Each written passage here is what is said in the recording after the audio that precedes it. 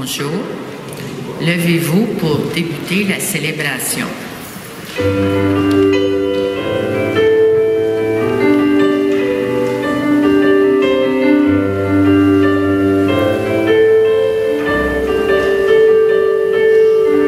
Tous ensemble, il me semble, on pourrait changer le monde de jour en jour, de cœur en cœur, par des gestes d'amour.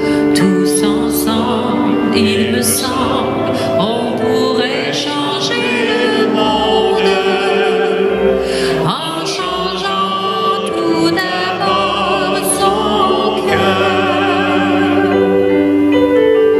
Mais pour cela, ne faut-il pas tant de fois apprendre encore à être vrai,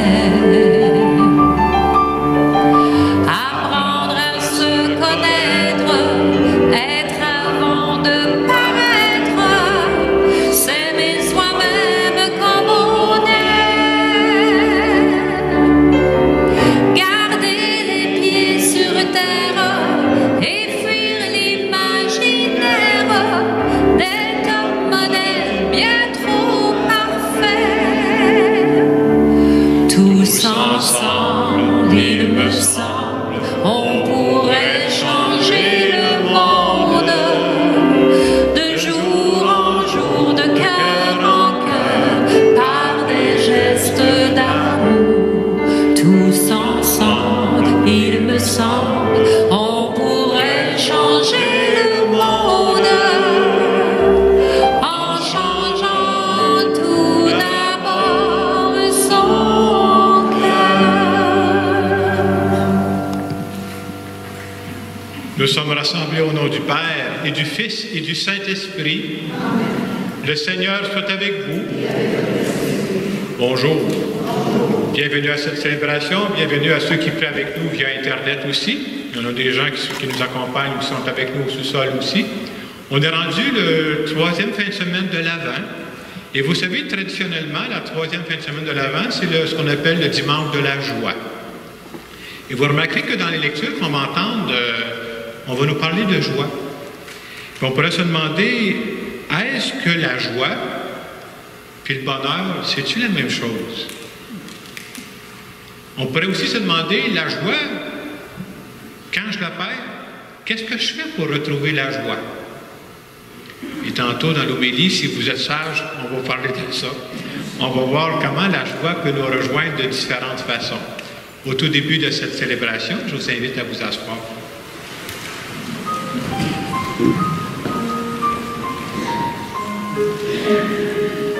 Au tout début de notre célébration, prenons quelques instants pour nous recueillir. Quelques instants pour nous rappeler que Dieu est avec nous, que Dieu nous accompagne et que Dieu nous parle.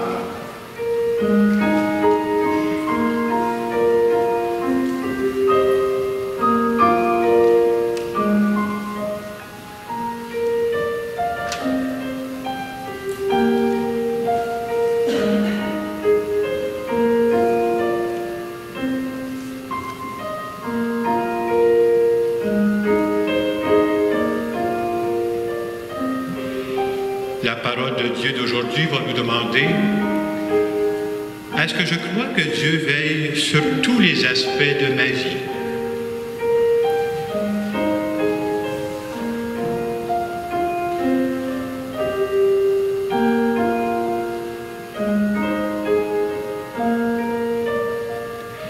Seigneur Jésus, ta joie venait de ta relation avec ton Père. Pour toutes les fois où mon bonheur à moi est superficiel, je te demande pardon. Seigneur, prends pitié. Seigneur Jésus, tu avais le don de semer la joie dans le cœur des gens que tu croisais. Pour toutes les fois où je ne prends même pas le temps de me soucier des autres, je te demande pardon. Ô Christ, prends pitié. Seigneur Jésus, même dans les moments les plus durs de ta vie, tu gardais confiance. Pour toutes les fois où je me laisse aller au découragement, sincèrement, je te demande pardon. Seigneur, prends pitié. Que ce Dieu qui nous aime et qui nous accompagne, qu'il nous bénisse. Le Père, le Fils et le Saint-Esprit. Amen. On peut se lever pour la prière.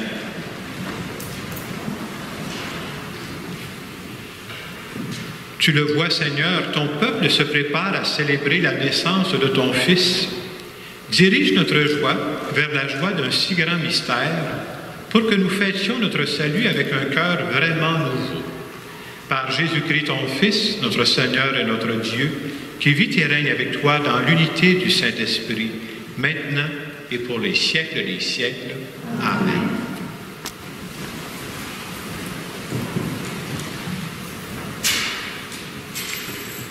Lecture du livre du prophète Isaïe.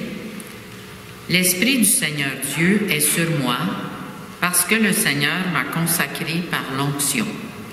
Il m'a envoyé annoncer la bonne nouvelle aux humbles, guérir ceux qui ont le cœur brisé, proclamer aux captifs leur délivrance, aux prisonniers leur libération, proclamer une année de bienfaits accordée par le Seigneur. Je tressaille de joie dans le Seigneur, mon âme exulte en mon Dieu, car il m'a vêtu des vêtements du salut, il m'a couvert du manteau de la justice, comme le jeune marié orné du diadème, la jeune mariée que parent ses joyaux. Comme la terre fait éclore son germe, et le jardin germer ses semences, le Seigneur Dieu fera germer la justice et la louange devant toutes les nations. Parole du Seigneur. Ensemble, mon âme exulte en mon Dieu. Mon âme exalte le Seigneur, exulte mon esprit en Dieu mon Sauveur. Il s'est penché sur son humble servante, désormais tous les âges me diront bienheureuse. Mon âme exulte en mon Dieu. Le puissant fit pour moi des merveilles, saint est son nom. Son amour s'étend d'âge en âge sur ceux qui le craignent. Mon âme exulte en mon Dieu. Il comble de bien les affamés, renvoie les riches les mains vides. Il relève Israël son serviteur, il se souvient de son amour. Mon âme exulte en mon Dieu. Lecture de la première lettre de saint Paul apôtre aux Thessaloniciens. Soyez toujours dans la joie. Priez sans relâche. Rendez grâce en toutes circonstances. C'est la volonté de Dieu à votre égard dans le Christ Jésus. N'éteignez pas l'esprit, ne méprisez pas les prophéties, mais discernez la valeur de toutes choses. Ce qui est bien, gardez-le, éloignez-vous de toute espèce de mal. Que le Dieu de la paix lui-même vous sanctifie tout entier, que votre esprit, votre âme et votre corps soient tout entiers gardés sans reproche pour la venue de notre Seigneur Jésus-Christ. Il est fidèle, celui qui vous appelle, tout cela, il le fera. Parole du Seigneur. Nous rendons grâce à Dieu. On se lève pour l'acclamation.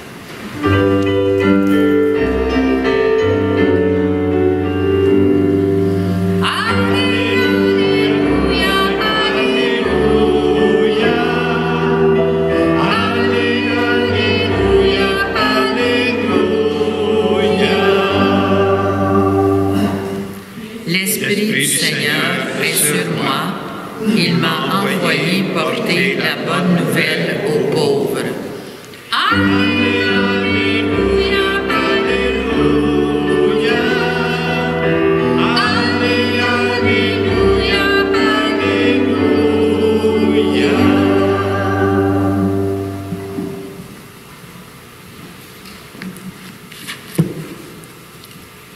Le Seigneur soit avec vous. Évangile de Jésus-Christ selon saint Jean.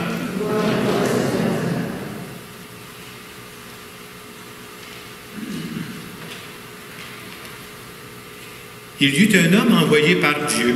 Son nom était Jean. Il est venu comme témoin pour rendre témoignage de la lumière, afin que tous croient par lui. Cet homme n'était pas la lumière, mais il était là pour rendre témoignage à la lumière. Voici le témoignage de Jean. Quand les Juifs lui envoyèrent de Jérusalem des prêtres et des Lévites pour lui demander « Qui es-tu ?», il ne refusa pas de répondre et déclara ouvertement « Je ne suis pas le Christ ». Ils lui demandèrent « Alors, qu'en est-il? Es-tu le prophète Élie ?» Il répondit « Je ne le suis pas. » « Es-tu le prophète annoncé? » Il répondit « Non. » Alors ils lui dirent « Qui es-tu? » Il faut que nous donnions une réponse à ceux qui nous ont envoyés. « Que dis-tu sur toi-même? » Il répondit « Je suis la voix de celui qui crie dans le désert. Redressez le chemin du Seigneur, comme a dit le prophète Isaïe. » Or, ils avaient été envoyés de la part des pharisiens. Ils lui posèrent encore cette question. « Pourquoi donc baptises-tu si tu n'es ni le Christ, ni Élie, ni le prophète? » Jean leur répondit, « Moi je baptise dans l'eau, mais au milieu de vous se tient celui que vous ne connaissez pas.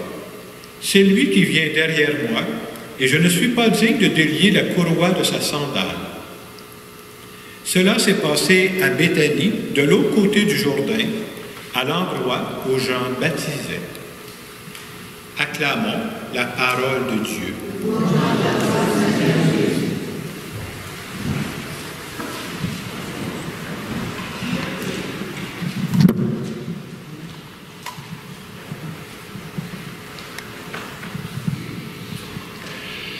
Je continue aujourd'hui la série d'homélies qui a pour thème « Déballer Noël avec générosité ». Et à chaque semaine, on voit un aspect ou l'autre qu'on a développé. J'appelle ça des cadeaux qu'on développe.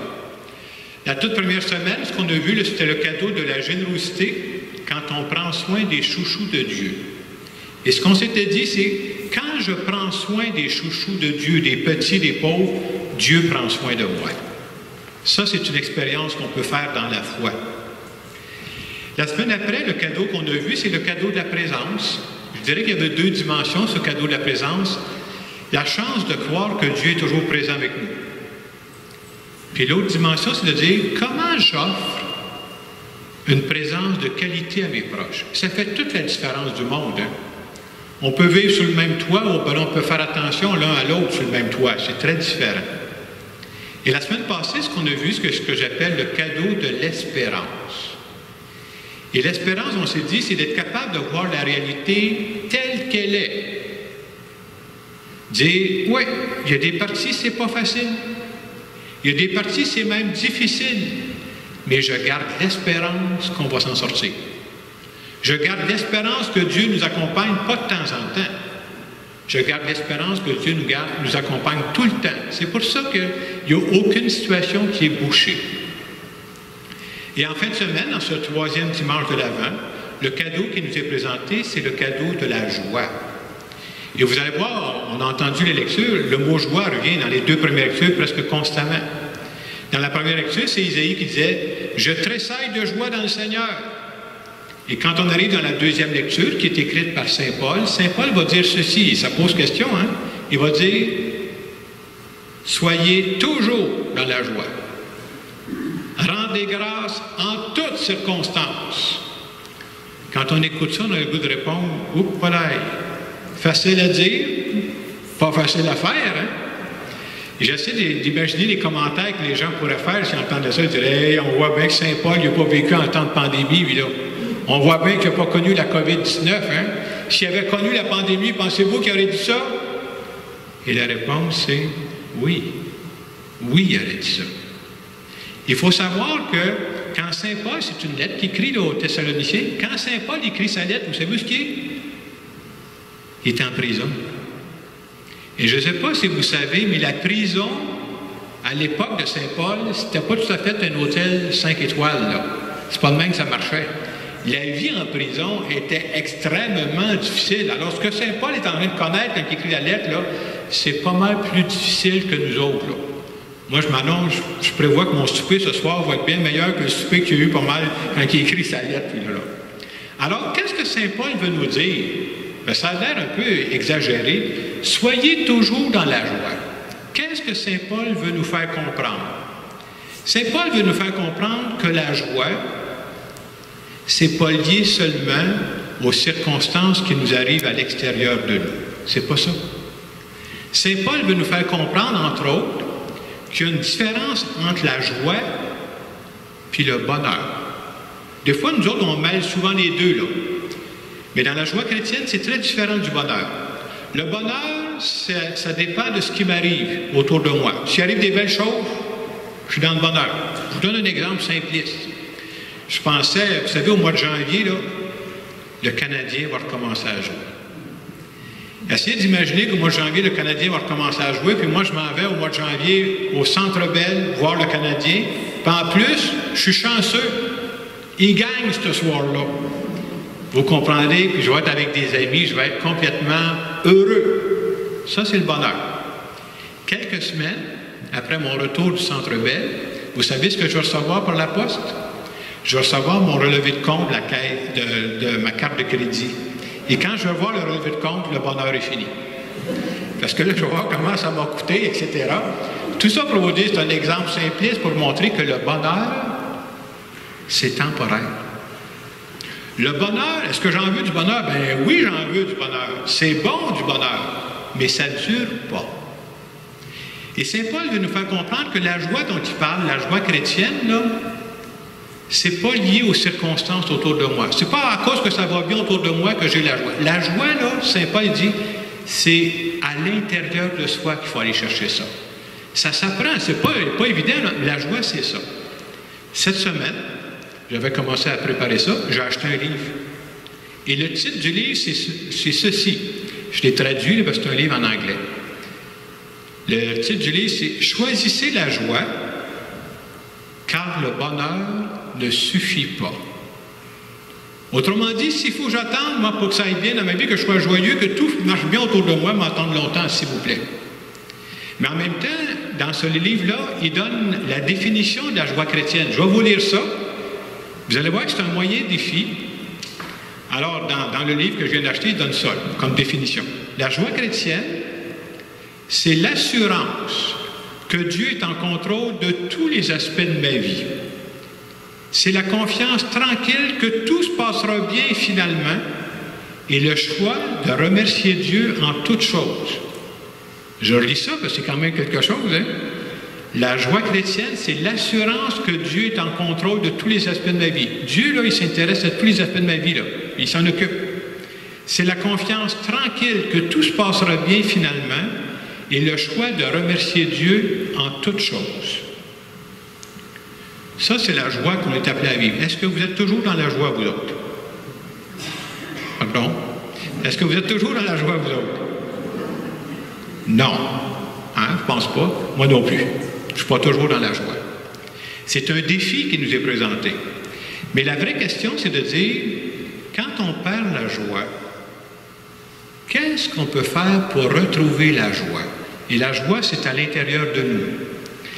Je pense que quand on perd la joie puis qu'on a la foi, c'est de prendre un moment pour remettre le focus. Souvent, c'est parce qu'on regarde tel problème et on le grossit.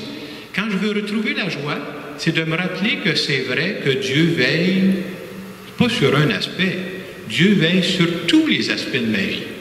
Et finalement, ça va se régler. La preuve, jusqu'à maintenant, on a surmonté 100% des problèmes qu'on a rencontrés. La preuve, on est encore en vie. C'est vrai que c'est un défi. Mais vous savez, quand on fait ça, je peux bien me recentrer, Dieu s'occupe de moi. Puis c'est vrai, si je crois à ça, ça vient me mettre un moment de paix et un moment de joie. Mais on se connaît, on est des humains. Hein? Probablement que quelques heures plus tard, ou non, la journée d'après, ça va recommencer, je vais perdre la joie. Et encore une fois, je peux me recentrer sur le fait que je dis, est-ce que je crois que Dieu veille sur moi dans cette circonstance-là? Ça change quoi de développer sa spiritualité? Je vais vous dire, ça change ceci. Ce que ça change, plus je développe ma spiritualité, plus les moments où je perds la joie, parce qu'il y en aura toujours des moments où je perds la joie, ils vont être de plus en plus courts. Exemple. Au début, quand je recevais une déception, là, j'étais déçu, je n'avais pas une semaine à être tout croche. Mais plus je fais confiance à Dieu, probablement que passer d'une semaine, peut-être que dans 3 jours, je vais me remettre. Et si je continue à développer ma confiance, peut-être que dans une journée, je vais m'en remettre. Peut-être que dans quelques heures, je vais m'en remettre. Vous voyez à quoi ça sert la spiritualité? C'est pas pour dire qu'on devient des gens, qu'on est toujours parfait, non, non. Mais je perds la joie moins longtemps. Ça me permet de retomber sur mes pieds assez vite. Il y a aussi une deuxième façon que j'appelle pratico-pratique pour retrouver la joie. L'expérience nous montre qu'on perd la joie quand on est centré sur nous, quand on est centré sur nos petits bébés. Retournez ce soir pour penser juste à ce qui va mal dans votre vie, vous allez la perdre la joie. L'expérience nous montre aussi qu'on retrouve la joie quand on cherche à aider les autres. Quand tu fais quelque chose pour tes enfants, quand tu fais quelque chose pour tes amis, quand tu fais quelque chose pour aider les plus pauvres, ça te procure une joie intérieure. Et en fin de semaine, quand on nous parle de la joie, c'est de cette joie-là qu'on veut nous parler. C'est une joie qu'on s'entend, c'est tout un défi, hein? Mais je pense que Saint Paul, quand il dit « Soyez toujours dans la joie », il dit « Tendez vers ça. Recentrez-vous sur l'essentiel. Recentrez-vous sur le fait que Dieu est avec vous, que Dieu ne vous laissera jamais tomber. Et recentrez-vous sur le fait que Dieu vous a mis sur la planète pour aider les autres autour de vous. » Alors cette semaine, on pourra justement se demander ça, dire à Dieu, viens nous aider à vivre de plus en plus dans la joie et de donner de plus en plus de la joie aux autres. Alors je termine cette homélie en faisant une prière en notre nom.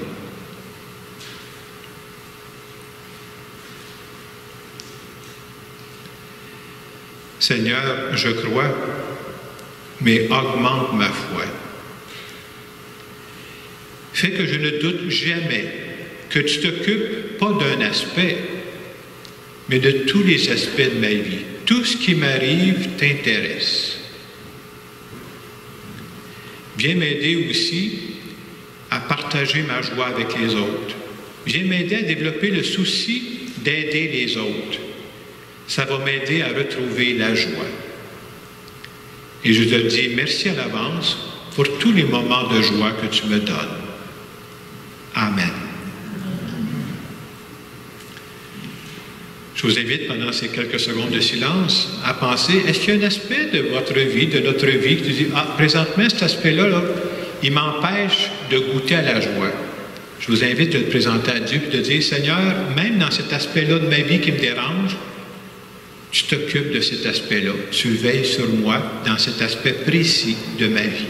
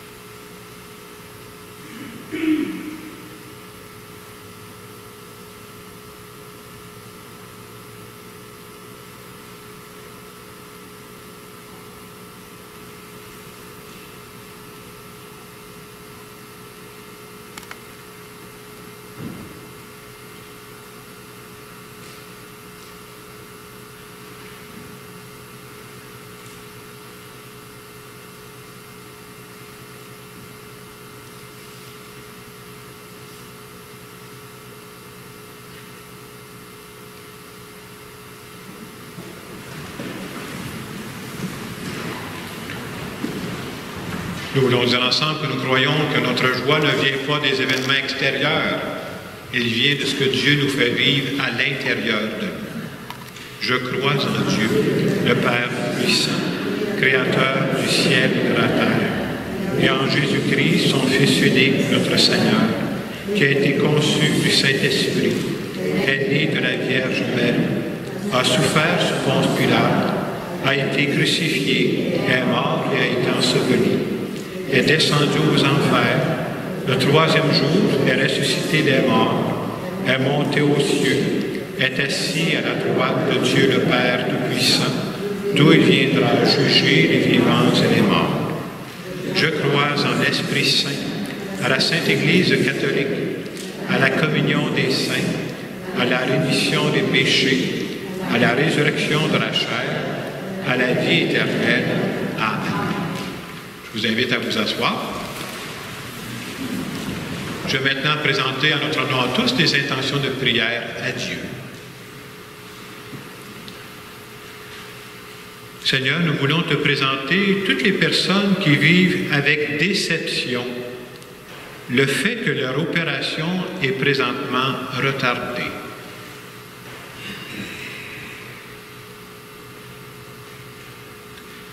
Seigneur, nous te prions.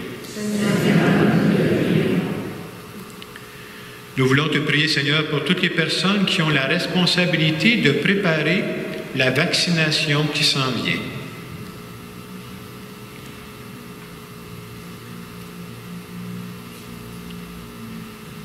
Seigneur, nous te prions.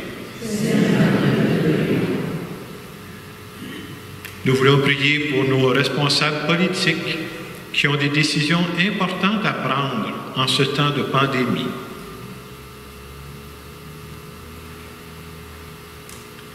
Seigneur, nous te prions. Nous allons maintenant continuer notre célébration.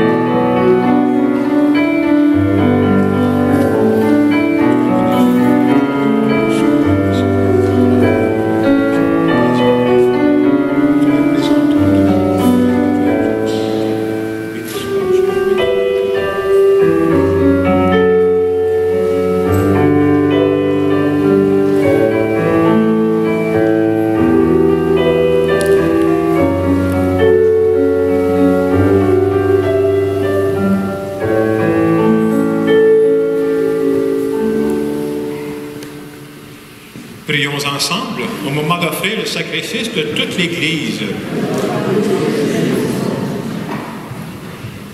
Permets, Seigneur, que le sacrifice de nos Eucharisties te soit toujours offert dans ton Église pour accomplir le sacrement que tu nous as donné et pour réaliser la merveille de notre salut. Par Jésus le Christ, notre Seigneur. Le Seigneur soit avec vous. Élevons notre cœur. Rendons grâce au Seigneur notre Dieu. Vraiment, il est juste et bon de te rendre gloire, de t'offrir notre action de grâce toujours et en tout lieu, à toi, Père très saint, Dieu éternel et tout-puissant, par le Christ notre Seigneur. Car il est déjà venu en prenant la condition humaine pour accomplir l'éternel dessein de ton amour et nous ouvrir le chemin du salut. Il viendra de nouveau revêtu de sa gloire, afin que nous possédions dans la pleine lumière les biens que tu nous as promis et que nous attendons en veillant dans la foi. C'est pourquoi, avec les anges et tous les saints, nous proclamons ta gloire en chantant d'une seule voix. Tu es saint, Dieu de l'univers. Tu es saint, Dieu de l'univers. Hosanna au plus haut des cieux, au plus haut des cieux. Tu es saint, Dieu de l'univers. Tu es saint, Dieu de l'univers. Hosanna au plus haut des cieux,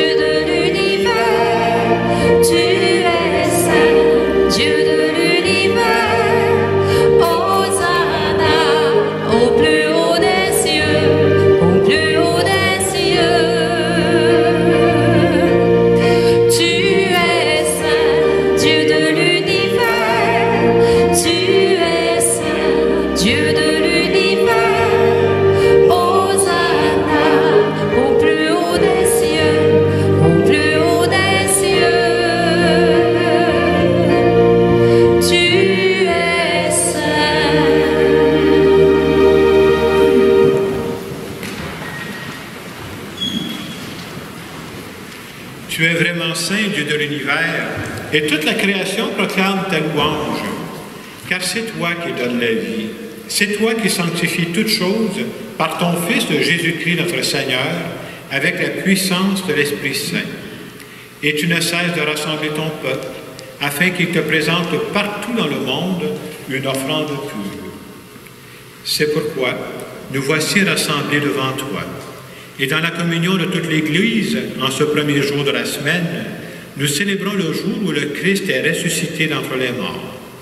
Par lui que tu as élevé à ta droite, Dieu Tout-Puissant, nous te supplions de consacrer toi-même les offrandes que nous apportons. Sanctifie-les par ton esprit, pour qu'elles deviennent le corps et le sang de ton Fils, Jésus-Christ notre Seigneur, qui nous a dit de célébrer ce mystère. Au milieu de ses amis, le Seigneur prit du pain, le bénit et le rompit en disant: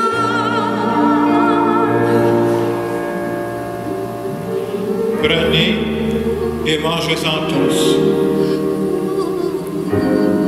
Ceci est mon corps, livré pour vous.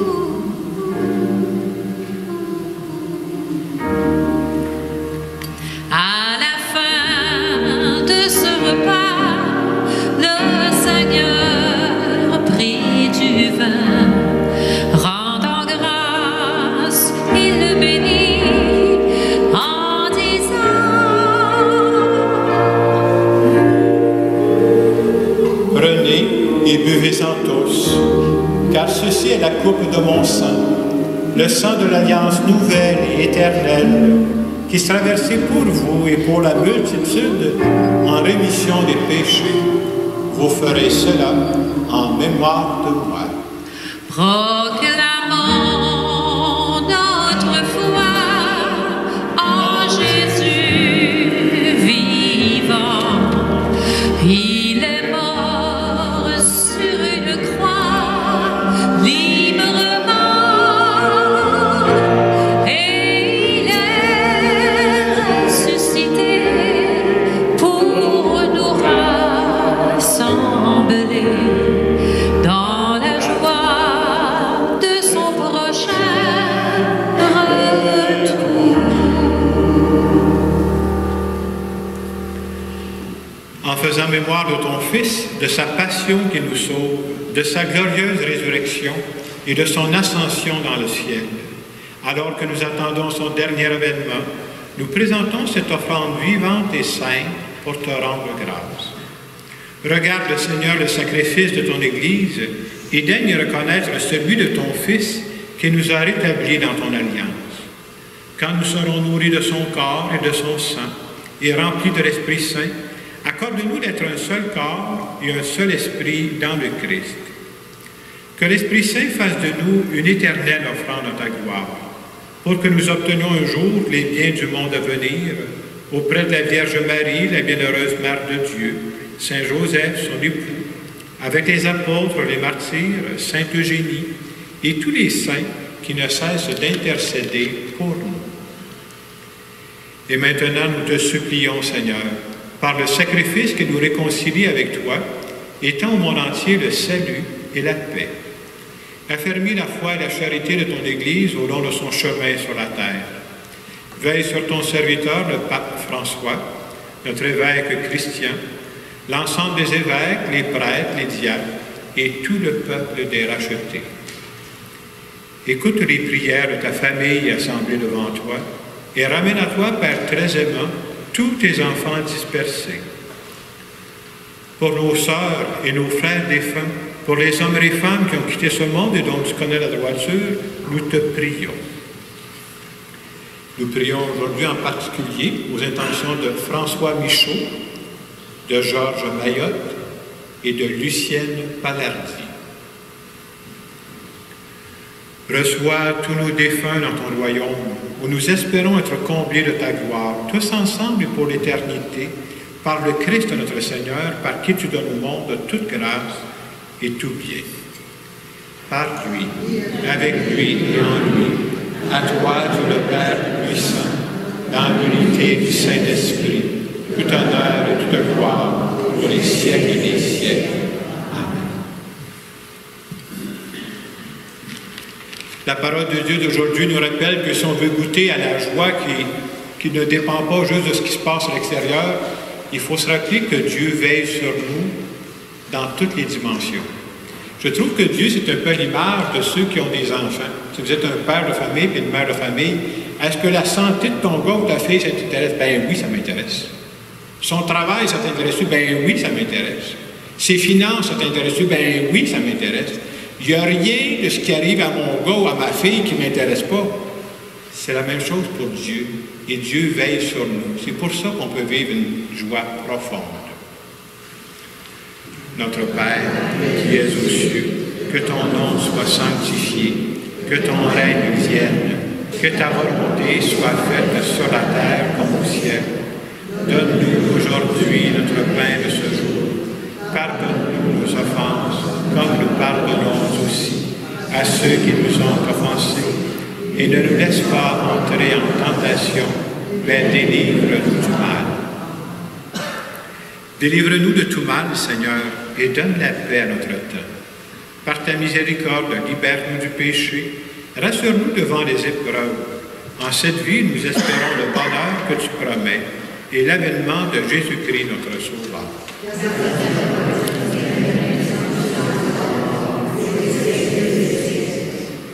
Seigneur Jésus-Christ, tu as dit à tes apôtres, « Je vous laisse la paix, je vous donne ma paix. Ne regarde pas le péché, mais la foi de ton Église. Pour que ta volonté s'accomplisse, donne-lui toujours cette paix et conduis-la vers l'unité parfaite, toi qui règnes pour les siècles des siècles. Amen. Et que la paix du Seigneur soit toujours avec vous. »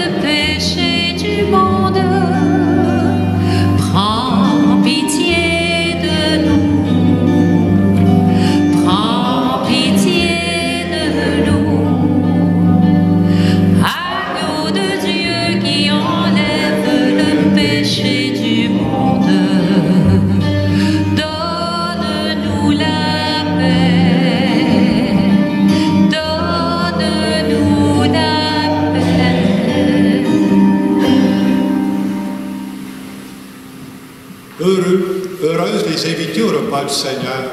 Voici l'agneau de Dieu qui enlève le péché du monde. Seigneur, je ne suis pas digne de te recevoir, mais dis seulement une parole et je serai guéri. Le corps du Christ. Amen.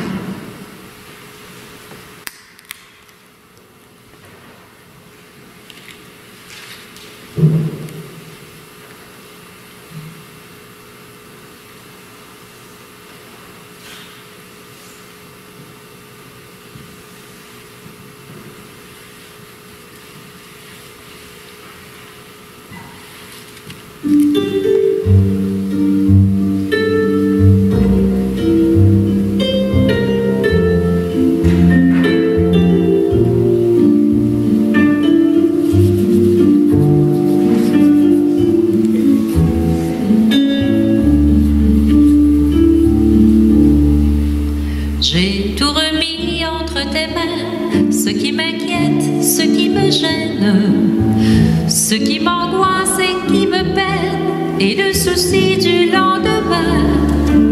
J'ai tout remis entre tes mains, j'ai tout remis entre tes mains, j'ai tout remis entre tes mains, j'ai tout remis entre tes mains.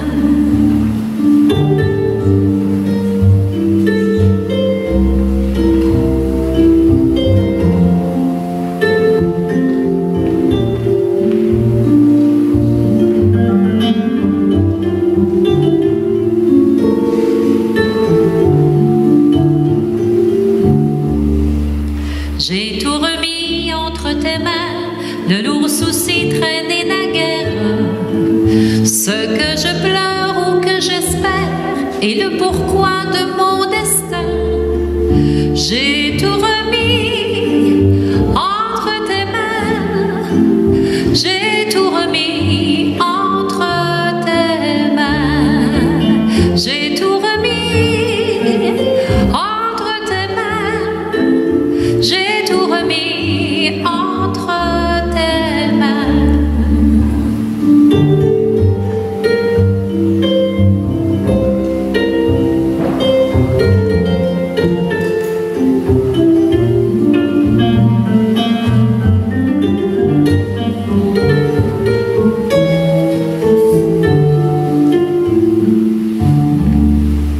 J'ai tout remis entre tes mains, la pauvreté et la richesse, le bonheur et puis la tristesse, tout ce que jusqu'ici j'ai craint.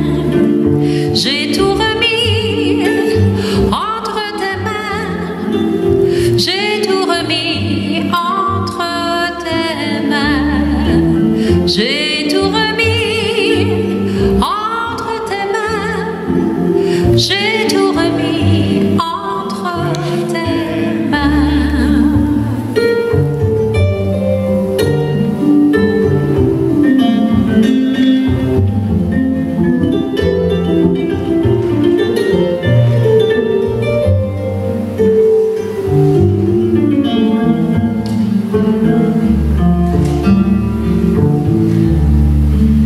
J'ai tout remis entre tes mains, que ce soit la mort ou la vie, la santé ou la maladie, le commencement ou la fin.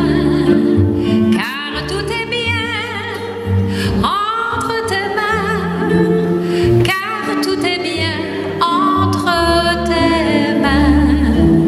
Car tout est bien entre tes mains. Car tout est bien entre tes mains.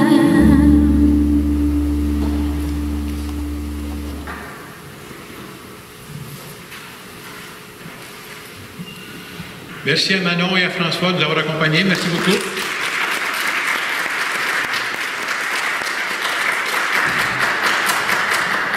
Je vous invite à continuer à apporter des denrées non périssables. On va continuer pendant tout le mois de décembre.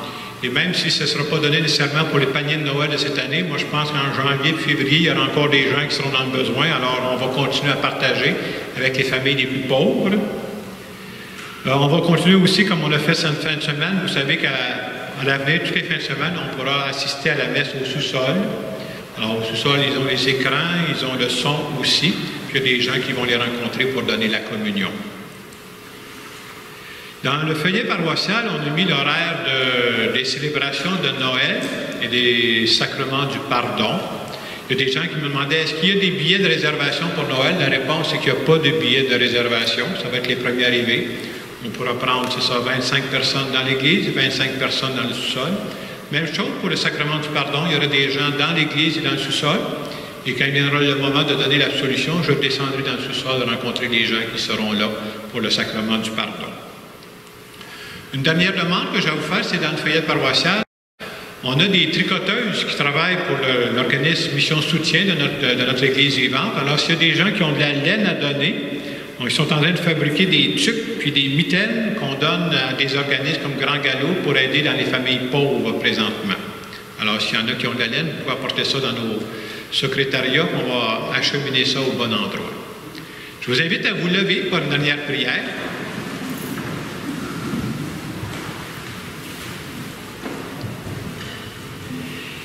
Seigneur notre Dieu, nous attendons de ta miséricorde que cette nourriture prise à ton autel nous empêche de céder à nos penchants mauvais et nous prépare aux fêtes qui approchent.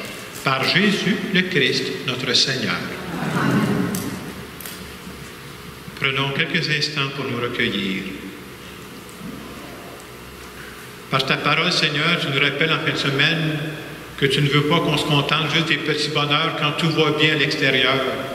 Tu veux nous faire goûter à la joie profonde de savoir que tu veilles sur nous et la joie profonde de donner de la joie aux autres. C'est pourquoi nous te demandons de nous bénir. Au nom du Père et du Fils et du Saint-Esprit. Allez dans la paix du Christ. Bonne semaine. Merci.